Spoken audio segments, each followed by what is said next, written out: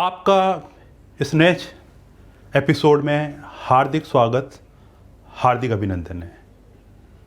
मैं आज आपको एक ऐसा गुण बताने जा रहा हूँ जिसको यूज करके आप अपने पब्लिक स्पीकिंग स्किल को और निखार सकते हैं और अच्छा कर सकते हैं।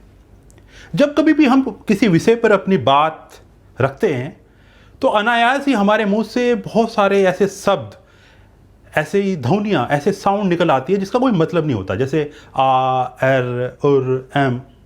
हम बोलना नहीं चाहते लेकिन ये हमारे मुंह से अनायास ही आ जाते हैं और ये किसी भी तरीके से हमारे स्पीच को सपोर्ट नहीं करते, इसमें कोई वैल्यू ऐड नहीं करते।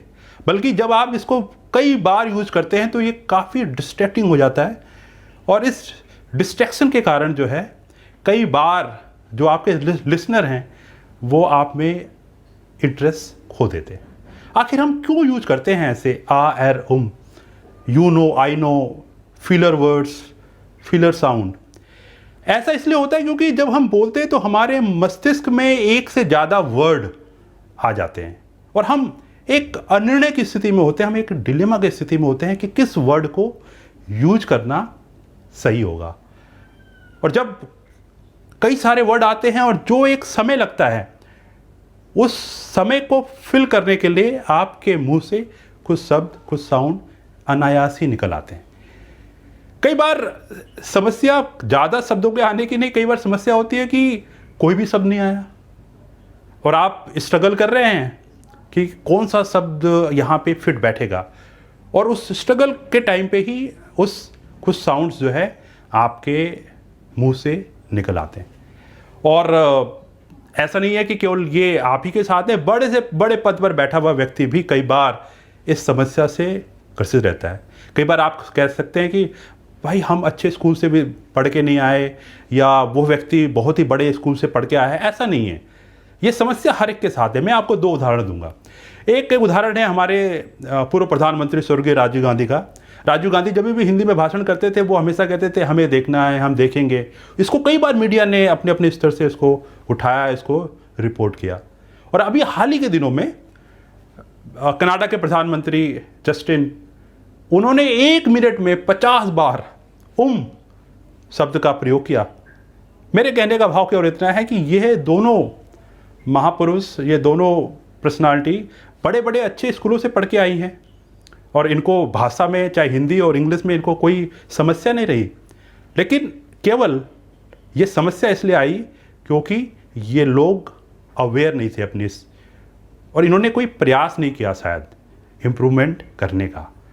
तो यदि आप अवेयर हैं और यदि आपने देख लिया कि यह अपने आप में एक समस्या है, ये अपने आप में एक गलती है जिसको आप इम्प्रूव कर सकते हैं, यदि आपने इस पर ध्यान देना आरंभ कर दिया तो आप में इम्प्रूवमेंट आ जाएगा। साधारणतया 1 मिनट में यदि सभी लोग, मैं कह सकता हूँ कि 2 या 3 बार इन शब्दों का, इन क्रचेज का उपयोग करते हैं, आ, एर, यदि 5 बार तक भी करते हैं तो शायद लोग नोटिस नहीं करते। लेकिन जब आप इनका उपयोग 5 से ज़्यादा बार करते हैं तो यह नोटिस में आ जाता है और इससे ज़्यादा बार यह डिस्ट्रैक्टिंग होने लग जाता है और आपकी पब्लिक, आपके लिसनर, आपके जो भाषण का जो प्रभाव है उसके ऊपर, या आपके कहने का जो प्रभाव है वो कम हो जाता है। तो प्रश्न है कि क्या करें? तो सबसे पहले तो आपको अवेयर होना है, आपको मानना है कि आप में ये समस्या है और आप इसको इम्प्रूव करना चाहते हैं। तो उसके लिए सबसे पहले आप क्या करेंगे कि आप अपने कंप्यूटर पर या अपने कमरे में आप लगा दें नॉट टू यूज़ आ, एर, तो आप जब भी जाएंगे अपने कमरे में, कंप्यूटर को खोलेंगे तो आप बार बार आपके ध्यान उस पर जाएगा और आपके मस्तिष्क में इसका कहीं असर पड़ेगा और आप जब बोलेंगे तो आप अवेयर रहेंगे। दूसरी बात है कि आप जब बोले तो आप स्लोली बोले, धीरे से बोले। जब आप धीरे से बोलेंगे तो आपको ज़्यादा समय मिलेगा सोचने का और अपनी बात को अभिव्यक्त करने का, और आपकी जो ऑडियंस है वो भी आपके साथ बनी रहेगी, कनेक्ट रहेगी। तीसरा है कि जब भी आप बोले तो आपके पास जब एक से ज़्यादा शब्द आते हैं तो जो भी पहला शब्द आया बस आप उसी को यूज़ कर लें। अगर आपने उसी को यूज़ कर लिया तो आप काफ़ी हद तक समस्या से निजात पा लेंगे। एक और समस्या है विजुअल टिक। ये जो अभी मैंने आपको पहले बताया वो है वर्बल टिक, अब है विजुअल टिक।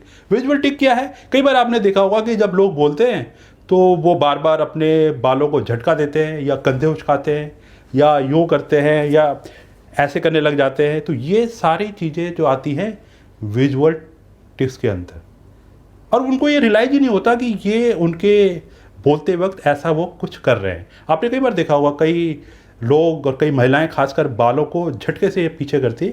ये सब कुछ विजुअल टिक्स के अंतर्गत आता है और इसका सबसे सरल और अच्छा उपाय है कि आप अपनी वीडियो को बनाएं और फिर देखें कि आपने कितनी बार अपने कंधे उचकाए हैं, कितनी बार आपने बालों को पीछे किया है, कितनी बार आप आ एर ये सब यूज कर रहे हैं। और मेरा विश्वास है यदि आपने ऐसा किया तो आप धीरे धीरे इस समस्या से निजात पा लेंगे। यदि आपको मेरी वीडियो अच्छी लगती है, यदि आपको इसमें से कुछ भी ऐसा लगा जिसको आपने सोचा कि उसको यूज करके एक आप अच्छे वक्ता, प्रभावशाली वक्ता बन सकते हैं, या आपको किसी भी रूप में इससे कोई मदद मिलती है, तो मेरी आपसे रिक्वेस्ट है कि कृपया करके आप मेरी वीडियो को लाइक करें, शेयर करें, सब्सक्राइब करें, ताकि मैं इस तरह की वीडियो लगातार बनाता रहूं। धन्यवाद।